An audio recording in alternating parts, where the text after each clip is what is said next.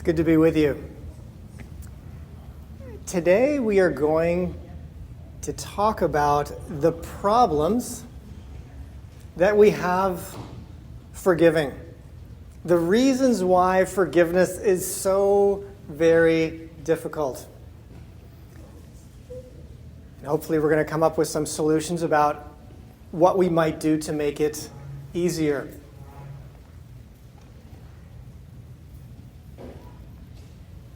Well, part of the reason forgiveness is so difficult is that we have such strong emotions associated with the offense, the loss, the rejection. These emotions, whether it's anger, sadness, sometimes shame,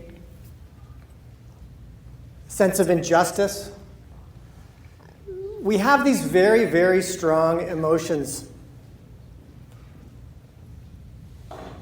And at the same time we have those strong emotions, we have something that says,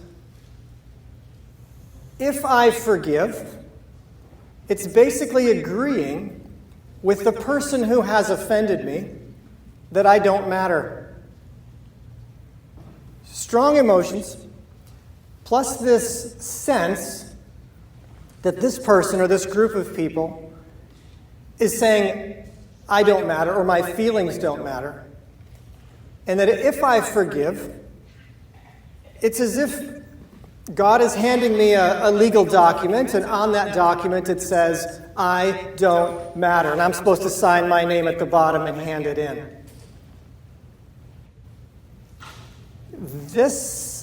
What we want to talk about today is why it's so difficult to forgive. To get an idea, give ourselves some grace about what we're trying to do.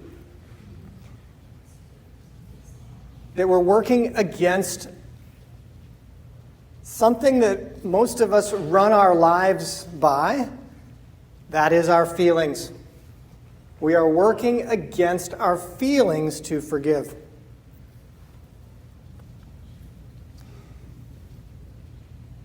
Let's talk about where those feelings are coming from, specifically the feelings of my feelings don't matter. I'm just supposed to put on a happy face. In many of our families, when we were growing up, we experienced a loss.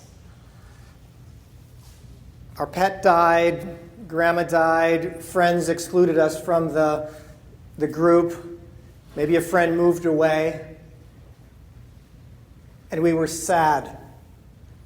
And we expressed that emotion to one of our parents. And what many of us got was a response, something like, oh, you shouldn't be sad. You'll find other friends. Oh, we'll get you another one.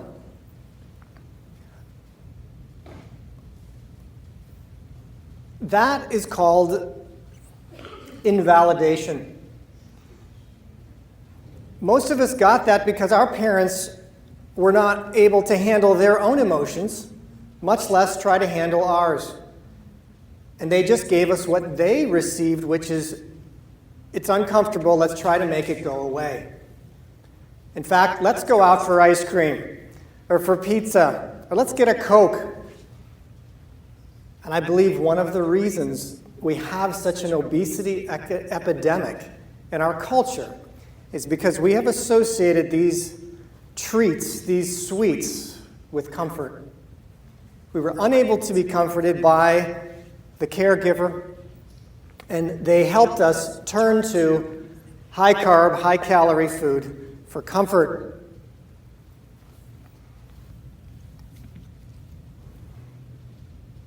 Some of us got even worse treatment. We heard things like, oh, don't be a baby. Or, if you don't stop crying, I'll give you something to cry about. The message, think of the message that was learned My feelings don't matter. My emotions don't matter. If I want to get along in this family, I need to either repress them, stuff them, and put on a happy face. And I believe most of us have become professional forgiveness fakers. We put on a happy face, a camera smile, and we have given it a shot at forgiveness, but it just doesn't work for us. We just don't feel it. It's something perhaps we don't even understand.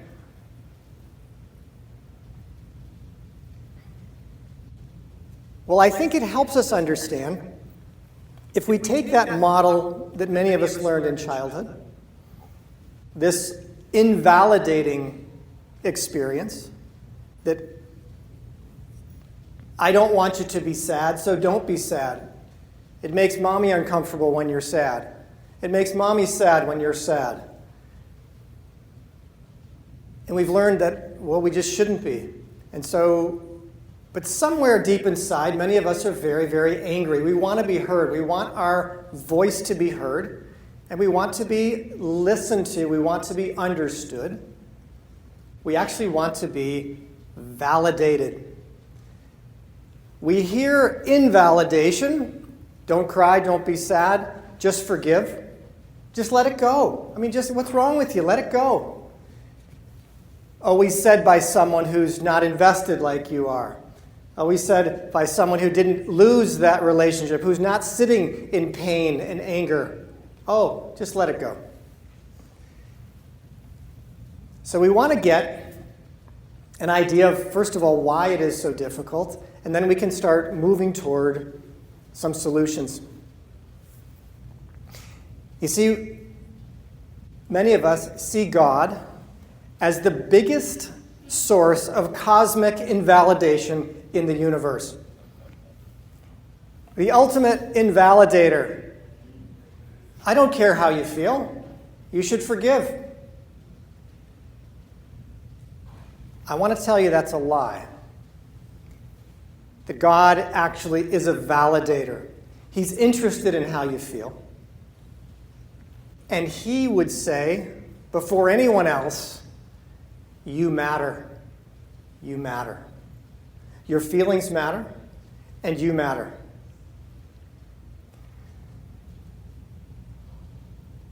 Well, let's take a look now at where these feelings come from.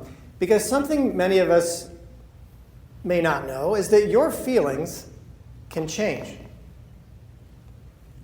In fact, many of us remember if sometime this year you have misplaced your phone, you had some very strong emotions. Maybe you thought someone stole it or you lost it, and then suddenly someone found it. There it was. And your feelings, in a moment, changed. We run our lives by our feelings, but our feelings are actually change with new information.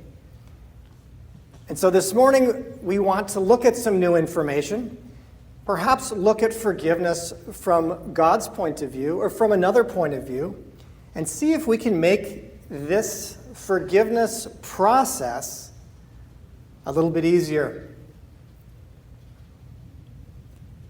You see, God is a forgiver.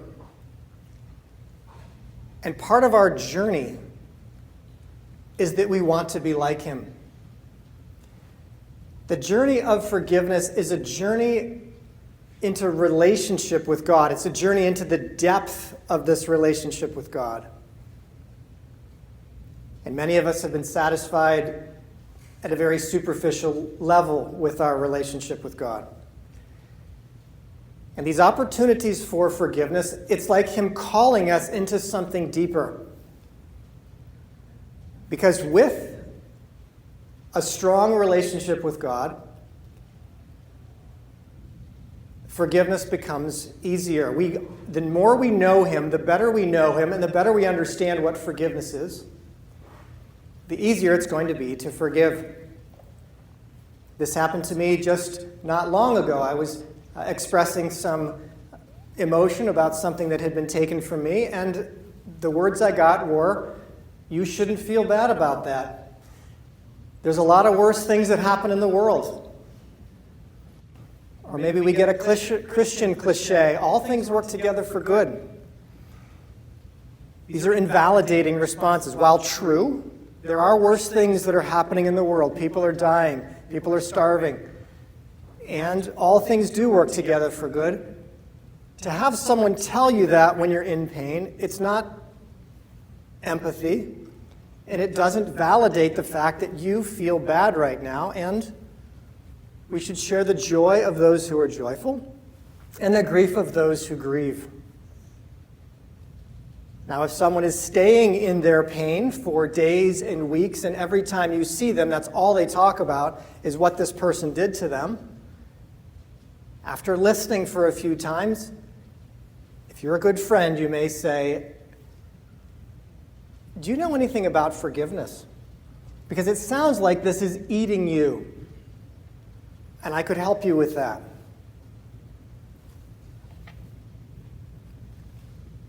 I want to do a thought experiment now. I want to do a bit of an imagination journey.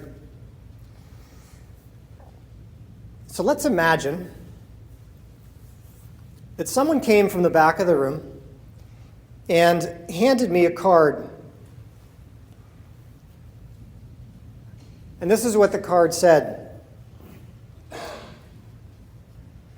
There's been damage to a vehicle in the parking lot. And I read the description of the vehicle, and it matches yours exactly. There's been about $1,000 damage to the driver's door. It was a hit and run. Your vehicle is the only one that was damaged, and we're sorry. It looks like you're going to have to get in through the passenger door when you leave. How are you feeling? What is happening? Who did this? Did someone follow you? Do you think of all the people that really don't like you?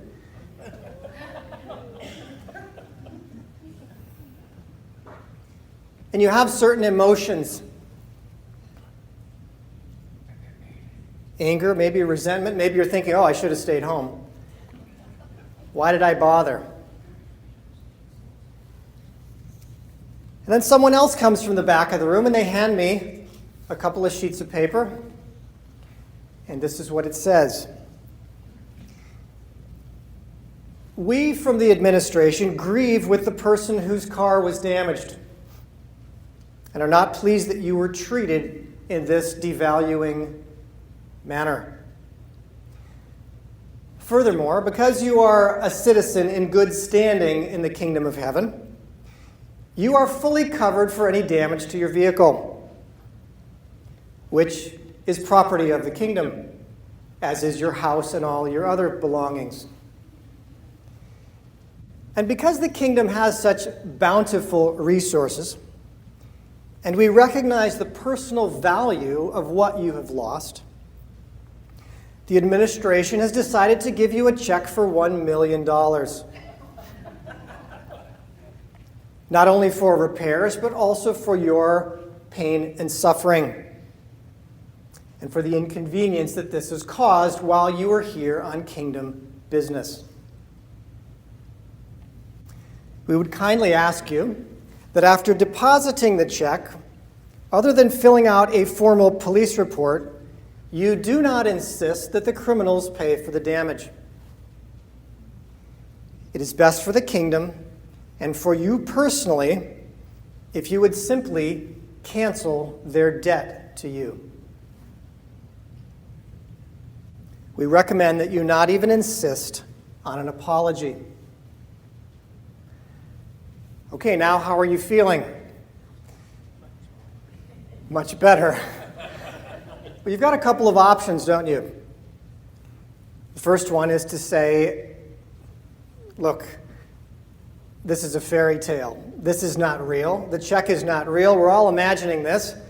That doesn't happen. And I'm going to continue to pursue the vandals who did this because I don't believe it. You've got another option, option number 2. You can take the check, you can deposit it, and when the check clears, Because you still feel angry and you still have a dent in your door, you're going to go after them. Because it feels unjust for you to sit with this anger. You've got a third option. You can deposit the check.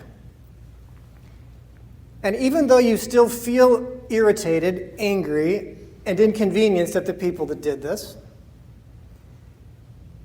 you are going to do the work of canceling this debt and letting this go. You are decided that because you have such resources and the administration has been so gracious to you, you are going to do everything you can to try to change how you feel. And by the way, we change how we feel by what we focus on. And every time you see that dent in your door, it reminds you of something. And maybe you need to put that check up on your wall, or maybe you need to do something to remind you of what you have received from the kingdom of heaven.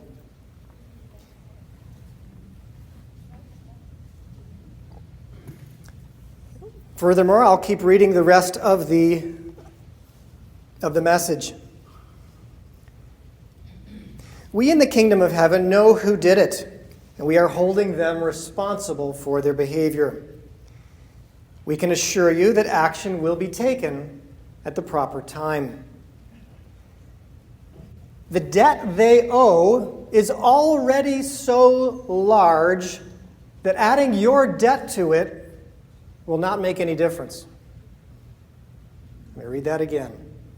The debt that they owe is already so large that adding your debt to their account is not going to make any difference. It is not necessary for justice.